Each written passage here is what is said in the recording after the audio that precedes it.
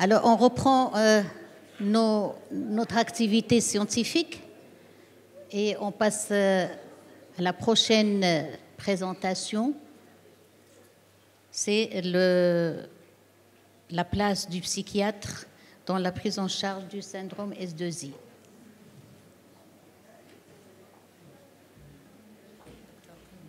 Dr Kandeli de Casablanca. Alors bonjour tout le monde, je reconnais beaucoup de collègues et d'amis. Donc aujourd'hui j'ai une petite place parmi nos gastros qui sont à l'affiche et je suis bien heureuse de pouvoir réconcilier la gastro-entérologie et la psychiatrie qui sont quand même très communes. Et donc je vais faire un petit tour biopsychosocial et parler un petit peu justement de la place du psychiatre dans le syndrome de l'intestin irritable parce qu'apparemment il y en a une. Alors, pour reprendre un petit peu Hippocrate, tout simplement, le cerveau entérique n'existe pas, l'axe cerveau-intestin n'est pas tout nouveau, parce qu'il y a 2000 ans, on parlait déjà de la théorie des humeurs. Comme vous pouvez voir, il y avait les tempéraments, bile jaune, bile noire, sang et flegme. C'est très simple. La bile noire correspond à la mélancolie, donc la fameuse dépression, juste pour passer et faire un peu de culture générale. Alors, la bile jaune correspond à un caractère plutôt avec force, impulsivité et violence. Et vous avez la bile, le sang, qui est plutôt le côté jovial, euphorique, relatif au cœur. Et puis le côté eau, lymphatique, où la personne lymphatique, jusqu'à aujourd'hui, on parle de flegme. Donc, si vous voulez, cette connexion entre intestin ou entre système digestif et cerveau, elle remonte quand même à il y a 2000 ans. Et aujourd'hui, elle reprend un petit peu sa place. Donc, quelques chiffres, mais je pense que plus tard, on en parlera mieux que moi. C'est un trouble fonctionnel évidemment très présent, une prévalence grande importance chez les femmes, particulièrement dans notre contexte, et j'en parlerai parce qu'on parlera particulièrement du contexte marocain ou maghrébin et justement du syndrome méditerranéen ou la façon dont les femmes s'expriment par leur corps. C'est un fardeau économique important. Par ailleurs, on sait que d'un point de vue anxio-dépressif, le Maroc se démarque bien. Donc, l'étude nationale sur la prévalence des troubles mentaux avait montré qu'on avait 26,9% quand même de personnes qui souffraient de dépression et qu'il y aurait plus d'un Marocain sur deux qui pourrait être amène à souffrir d'un trouble anxieux ou dépressif. Alors, la connexion avec le syndrome de l'intestin irritable, c'est ce qu'on appelait un petit peu auparavant, pour nous les psychiatres, la dépression masquée, ou les troubles somatoformes, sauf qu'il y a une connexion biologique et neurobiologique quand même très importante dont nous allons parler et qui est de l'apanage d'abord, je me permets de m'avancer, d'abord du médecin généraliste, ensuite du gastro-entérologue en connexion avec d'autres disciplines bien entendu. Alors, cette rencontre entre le syndrome de l'intestin irritable et le psychiatre. Juste pour faire un historique rapide, il a fallu que Darwin parle de l'expression des émotions chez les hommes et les animaux, avant d'arriver vers la découverte de la sympathine, la noradrénaline, et c'est là où on va faire la connexion neurobiologique et la cascade qui s'ensuit. Et Anselli, en 1974, va parler de stress et de distress.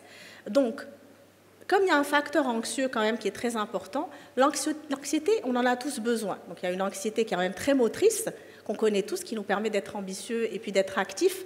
C'est toutes les personnes, je vais le dire en arabe, harrat, et les femmes en font beaucoup partie. Et puis nous avons cette anxiété paralysante ou cette anxiété qui va être source de maux, et de maux organiques, psychosomatiques et psychiatriques.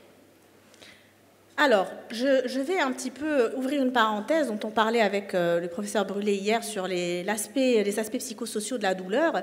La douleur, particulièrement chez la femme, je n'ai pas les chiffres, mais je pense que les spécialistes en gastro-entérologie pourront en parler. La femme arrive en premier lieu dans les douleurs somatoformes, entre guillemets, avec consonance biologique, et donc le syndrome de l'intestin irritable est souvent l'apanage de la femme. Même en consultation de psychiatrie, c'est quand même quelque chose de très fréquent, et cette anxiété qui va transparaître à travers des douleurs relatives au tube digestif, à l'intestin, etc., est très présente. Alors, la douleur est quand même vécue d'une manière différente chez nous, parce que la douleur, elle permet à la femme, que ce soit la douleur d'une naissance ou la douleur d'une maladie, ou elle permet quand même, il y a un aspect bénéfique. Il y a un aspect bénéfique dans le sens où, souvent, on a beaucoup imputé à la femme beaucoup d'activités et de tâches. Et quand elle est dans la douleur, particulièrement la douleur de la naissance psychanalytiquement parlant, elle a cette possibilité de pouvoir se reposer, entre guillemets. Donc on a quelque chose qui relève de l'habitude et du conditionnement par rapport à la douleur. Après, nous avons les sociétés en post-transformation, et je vais arriver au côté neurobiologique, je vais vous faire la connexion, vous allez comprendre pourquoi je parle de ça. Nous sommes dans l'ère du soi-même. Dans quel sens? Nous sommes passés d'une société traditionnelle à une société postmoderne de manière très rapide, sans faire toutes les étapes. Donc, on se retrouve, si vous voulez, dans des choses qui sont très contradictoires et très discordantes. Donc, l'expression de la douleur va aussi être discordante d'un point de vue organique et psychosomatique. Nous avons donc la prénotion culturelle traditionnelle qui va se coupler à la postmodernité et un modèle biopsychosocial qui va en découler sur différentes maladies. Donc, les premiers traits de la postmodernité, donc, on est, si vous voulez, dans ce modèle d'activité en permanence. Auparavant, on parlait du pivot de travail. Donc, la femme particulièrement touchée va être dans une course contre la montre, toujours dans cet apanage traditionnel où elle doit être une mère, une femme très présente au foyer, mais aussi dans cet apanage postmoderne où elle va être très présente en société et courir, avoir une carrière, etc. Et ces deux choses, en fait, doivent cohabiter. C'est le mythe de la superwoman, c'est le pilote automatique, c'est la charge mentale, et c'est tout ce côté, si vous voulez, de stress intense. C'est la phase première, c'est ce qu'on appelle avant le burn-out, le burn-in. Alors le burn-in, c'est tout ce qui va solliciter, et là on va y arriver, noradrénaline, adrénaline, et la personne est dans la course contre la montre, et le cortisol va commencer à augmenter. Et puis on arrive à cette phase de résistance où là on va en parler, parce que le syndrome de l'intestin irritable va se déclencher à ce moment-là. La phase de résistance, eh ben bonjour, on est dans la sérotonine, la dopamine qui baisse, et bien entendu la déplétion en magnésium. Et quand on arrive au burn-out ou à la phase d'épuisement, le cortisol est élevé, apparition de maladies organiques et de maladies psychiatriques, dont les troubles anxieux et les troubles anxieux-dépressifs, et les connexions somatoformes. Voilà, on nous posera les questions tout à l'heure. Donc, il y a des choses, en fait, très connectées. Je vais essayer d'être dans les temps. Donc, le travail, bien entendu, joue un rôle, mais pas seulement. J'ai parlé de charge mentale. Les expressions par rapport à la douleur ont toujours existé. Aujourd'hui, on parle beaucoup de la consonance digestive parce que la recherche dans différents... l'intestin, c'est notre deuxième cerveau, etc. La recherche et puis les livres et puis toute la consonance sociétale et littéraire scientifique s'y attache sur différents aspects de spécialité médicale. Mais si vous vous souvenez, dans les années 50-60, quand on allait en médecine du travail, c'était le mal de dos. Et là aussi... Quand on cherchait, ce mal de dos était souvent, entre guillemets, somatisé. C'est l'expression de la douleur qui change. Et donc, le côté viscéral s'exprime différemment. Et ce côté viscéral, depuis Hippocrate, et Aristote en a parlé, quand les viscères parlent, en général, c'est lié à une composante anxieuse importante. Alors, est-ce que, d'un point de vue philosophique, c'est lié à un point de vue biologique? Tout à fait, parce qu'on va y arriver. Ce concept postmoderne ne l'est en fait pas du tout. En fait, on est dans un retour par rapport à de la douleur qu'on va exprimer différemment par notre corps et qui est très lié à ce syndrome de personnalisation très intense et cet éclatement de la famille, on va dire, élargie, parce qu'on vivait dans nos sociétés traditionnelles, dans des familles élargies, grands-pères, grands-parents, etc. Maintenant, on est dans une famille nucléaire où on est à 4 et il y a moins de connexion. Et donc, on est plus dans une personnalisation, dans une individualisation qui, elle, peut être source de maux psychosociaux. Alors, pour avancer, l'angoisse, on le sait, je voulais quand même faire une parenthèse par rapport à l'enfant, se manifeste par le mal de ventre, entre guillemets, pas seulement, parce qu'il y a beaucoup de signes digestifs, et ça, on en parlera. Après, nous sommes dans dans un conditionnement moderne par rapport à l'anxiété, parce qu'il m'arrive de voir des enfants de 4 ans qui me regardent et quand je dis « mais pourquoi tu pleures, pourquoi tu es en colère ?» Ils disent « mais c'est le stress ». Alors, les enfants de 4 ans, ils ne savent pas ce que c'est que le stress. C'est-à-dire, vous savez, les enfants, je vais le dire de manière très rustre, c'est un peu comme les animaux, on les éduque un peu à notre manière. Donc, c'est bête à dire, mais ils vont transparaître et absorber ce que nous, les adultes, on va leur donner. Donc, quand un enfant de 4 ans vous parle de stress, c'est qu'il a entendu parler de stress, qu'il a vu des manifestations de stress et qu'il a absorbé beaucoup le stress parental, particulièrement maternel. Et dans notre contexte, pourquoi j'en parle? Parce que d'abord, le médecin généraliste, en premier lieu, est le médecin qui est de la prévention, c'est le médecin de la psychoéducation, c'est celui en qui le patient a confiance, c'est vers lui qu'on va pour être orienté, c'est vers lui qu'on va pour aller chez tel ou tel chirurgien. Donc son rôle est primordial. Et selon les statistiques, un médecin généraliste touche une 40aine de personnes par jour. Chaque personne rentrant chez elle et pouvant parler à au moins 5 personnes de la famille. Donc votre rôle est prépondérant. Voilà, donc j'ai parlé des douleurs et sociétés dans le contexte culturel, qui est particulier. Alors le substrat neurobiologique et la connexion psychosociale. L'intestin et le psychiatre sont quand même très liés. Ce sont les deux mal-aimés de la médecine. Donc le psychiatre est quand même assez rejeté, l'intestin aussi assez rejeté. Alors aujourd'hui, ils reviennent sur la scène parce que de plus en plus, on aime la psychiatrie et de plus en plus, on parle d'intestin et de la connexion intestin-cerveau. Alors je vous poserai la question, selon vous, est-ce le cerveau qui parle à l'intestin ou l'intestin qui parle au cerveau? Alors bonjour, c'est l'intestin qui parle le plus au cerveau et non pas le contraire, qui envoie plus de signaux parce qu'il est beaucoup plus innervé, il y a plus de neurones dans l'intestin que dans le cerveau. Voilà, donc ce second cerveau est quand même très important. Alors pour nous, psychiatres, il est extrêmement important. Vous allez dire, quelle connexion avec le syndrome de l'intestin irritable? Alors, nous, on s'est battus, quand je dis nous, c'est au sens très large, donc particulièrement les personnes qui ont travaillé en neurosciences, on s'est battus pour cette fameuse sérotonine. Donc cette sérotonine dont on parle pour différents volets. Elle est importante pour la mémoire, elle est importante pour la concentration, elle est importante dans la motilité gastrique, et pour l'absorption, la malabsorption également, et on en parlera mieux que moi tout à l'heure, comme ça je ne dis pas de bêtises. Elle est importante dans les troubles anxio-dépressifs, dans l'irritabilité chez l'enfant. Elle s'hérite entre guillemets, mais elle est surtout l'apanage d'épigénétique, c'est-à-dire on peut avoir des choses qui relèvent des gènes codants pour la sérotonine, mais ça va être l'interaction avec l'environnement qui va plutôt créer et pouvoir mettre en place des troubles par la suite. D'où l'importance, là aussi, de la psychoéducation parentale et de la prévention et de l'information. Alors, cette sérotonine, bien qu'elle ait un impact cérébral important, elle est synthétisée à 80% dans l'intestin. Certains même disent que c'est beaucoup plus que 80%. Donc, l'axe intestin-cerveau, il est là, il est bien présent. Il est important aujourd'hui d'en parler, tout simplement parce que les choses étant très liées, non pas seulement pour la sérotonine, le syndrome de l'intestin irritable, on va avoir une baisse de sérotonine, on va avoir aussi une perception de la douleur qui est différente. Vous savez, quand vous passez une nuit dans un mariage, les mariages marocains durent jusqu'à 6 heures du matin, le lendemain, vous avez une perception de la douleur qui va être plus importante. Vous n'avez pas dormi, donc vous allez être beaucoup plus sensible à la douleur. Un pincement, vous êtes plus irritable. Cette sérotonine, elle est synthétisée durant la journée, à la lumière naturelle. Et elle va permettre, aujourd'hui on parle pour le syndrome de l'intestin irritable et des études pour la mélatonine. Alors, elle va permettre la synthèse durant la nuit de la mélatonine. Cette déplétion qui va durer 24 heures va vous rendre le lendemain un peu patraque, mais aussi plus sensible à la douleur. C'est la notion de nociception. Donc on est aussi quand la sérotonine et les basses, on est aussi dans une perception de la douleur qui est différente, subjectivo-neurobiologique. Alors, pour faire très simplement, un schéma très simple, vous avez l'inflammation de l'intestin, donc les cytokines inflammatoires, neuroinflammation, la fuite du tryptophane qui est super important parce que ce tryptophane, c'est ce qui permet la synthèse de la sérotonine, c'est très important, et le tryptophane, c'est ce qui va passer la barrière hémato-encéphalique. C'est très important, c'est à travers ça qu'on va pouvoir, d'où l'importance maintenant aujourd'hui, on parle beaucoup de micronutrition et l'importance de la nutrition et l'hygiène de vie aussi dans notre humeur et dans la perception de la douleur.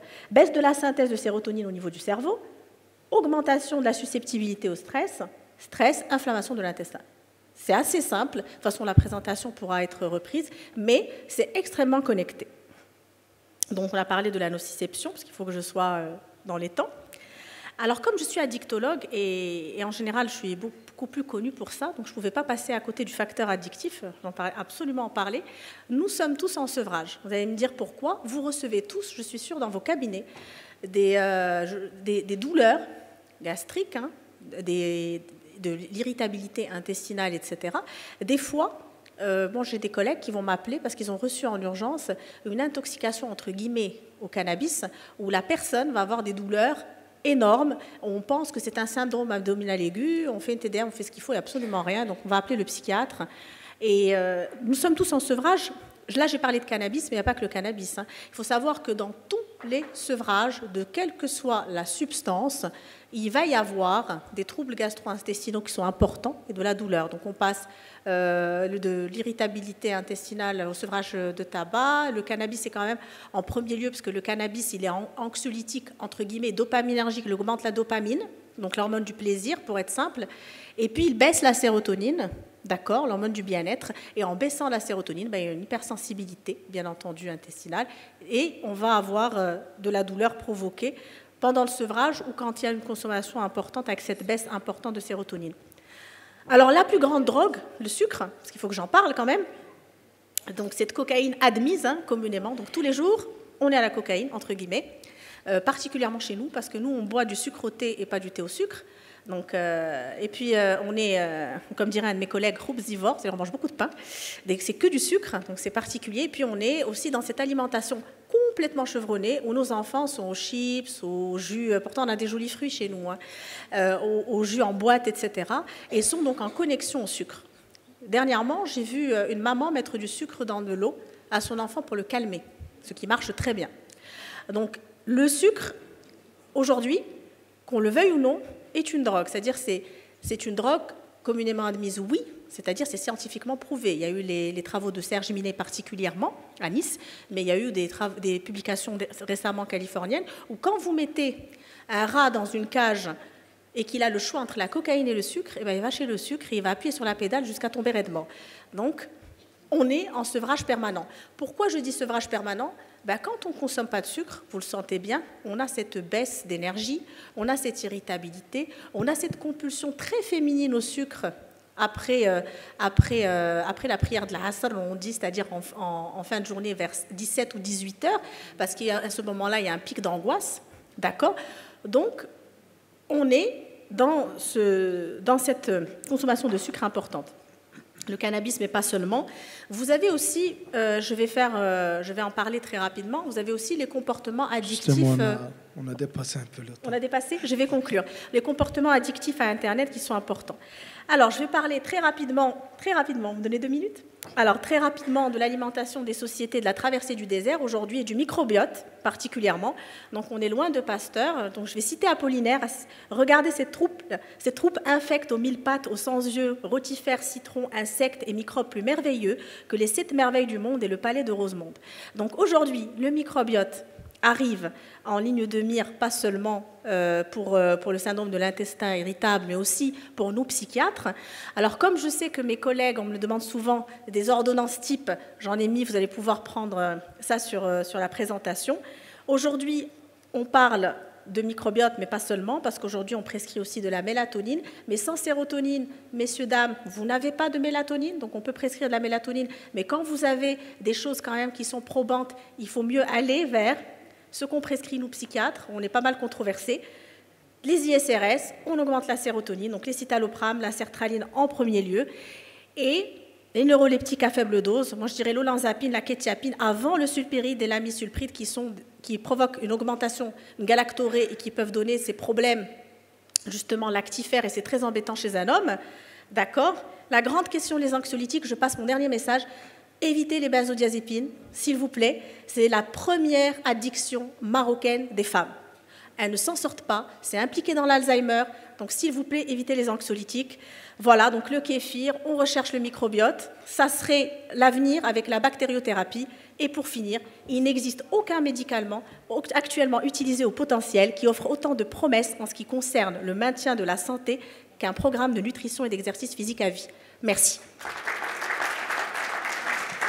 Merci, Dr Khandili. Je crois qu'on n'a pas le temps. Deux ou trois questions, s'il vous plaît, parce que...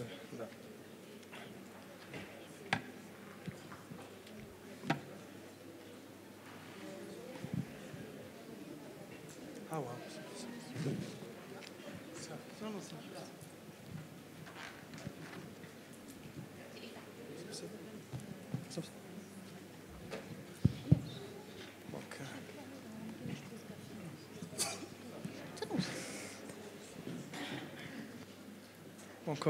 Merci à vous. Vous avez convaincu au nom donc du bureau du forum et au nom de tous les médecins ici présents, on vous offre un petit souvenir du forum. Merci.